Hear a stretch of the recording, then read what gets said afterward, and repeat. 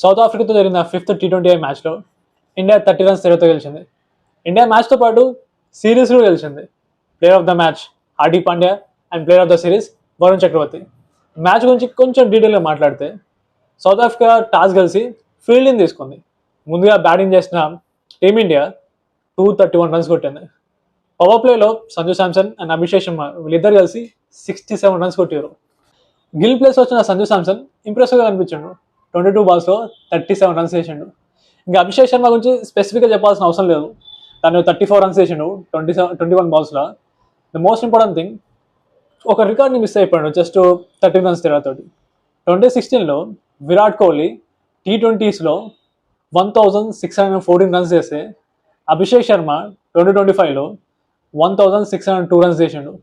Just 13 runsతో ఆ record break అయ్యేది మిస్ అయిపోయాడు. అఫ్కోర్స్ మ్యాచెస్లో చాలా డిఫరెన్స్ ఉంటుంది. విరాట్ కోహ్లీ 31 matches ఆడితే అభిషేక్ శర్మ 41 matches ఆడాడు. సంజు శాంసన్, అభిషేక్ శర్మ వీళ్ళిద్దరు అవుట్ అయ్యాక ఇండియాకి అసలైన బ్యాటింగ్ స్టార్ట్ అయింది. తిలక్ వర్మ అండ్ హార్దిక్ పాండ్యా వీళ్ళిద్దరు కలిసి 44 balls 105 runs చేశారు. ఒక మెగా పార్ట్నర్షిప్ బిల్డ్ చేశారు. ఎస్పెషల్లీ హార్దిక్ పాండ్యా ఏ రేంజ్లో ఆడిందంటే నాకు 2019లో ముంబై ఇండియన్స్ ఆడిన హార్దిక్ పాండ్యా గుర్తుకొచ్చాడు. ఒకే ఓవర్లో 27 runs కొట్టాడు. జస్ట్ 16 balls 50 చేసేసాడు. సెకండ్ ఫాస్టెస్ట్ 50 T20Isలో by an Indian. First fastest 50 అంటే తెలుసు కదా ఎవరు చేసారో, యువరాజ్ సింగ్ 12 balls. ఆ రికార్డ్ని ఎవరు బ్రేక్ చేయలేరు. బట్ ఈ మ్యాచ్లో అయితే హార్దిక్ పాండ్యా 16 balls 50 runs చేసేసాడు. ఓవరాల్గా Tilak Varma 73 runs and Hardik Pandya 65 runs చేశారు.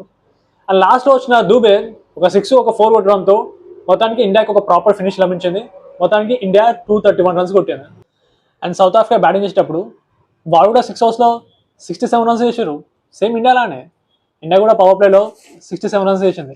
కాకపోతే ఇండియాకి ఇద్దరు ప్లేయర్స్ ఆడితే సౌత్ ఆఫ్రికాకి క్వింటన్ డికాక్ మాత్రమే మంచిగా ఆడాడు. అదేంటో రిజా హెండ్రిక్స్ ఆల్మోస్ట్ ఒక టెస్ట్ నాకే చేసాడు.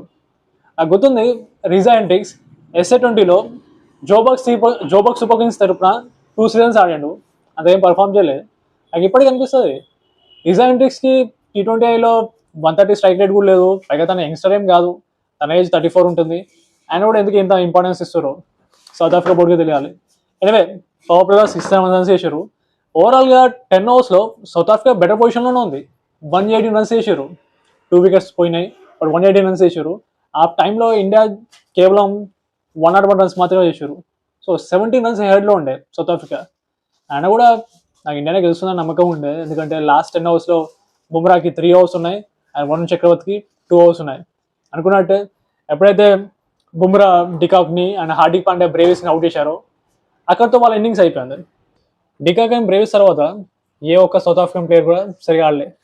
Varun Chakravarthy back to back బాల్స్లో మాక్రమ్ అండ్ ఫెరార్ని అవుట్ చేసి సౌత్ ఆఫ్రికాకు ఉన్న చిన్న హోప్ కూడా తీసేసాడు. మొత్తానికి ఇండియా 30 runs తేడాతో చాలా ఈజీగా గెలిచింది. లాస్ట్ ఓవర్లో అభిషేక్ శర్మకి బౌలింగ్ ఇచ్చారు. నాకు అప్పుడు అనిపించింది ఓకే ఇప్పుడంటే విన్నింగ్ పొజిషన్ ఉన్నారు కాబట్టి ఇచ్చారు ఓకే, బట్ సో టీమిండియా మైండ్లో ఉన్నట్టుంది అభిషేక్ శర్మని కూడా ఒక బౌలర్గా యూజ్ చేసుకోవాలని. ఎనివే ఈరోజు T20 World Cup squad announcement ఉంది. ఆ వీడియోతో మళ్ళీ కలుసుకుందాం. That's it guys, see you again.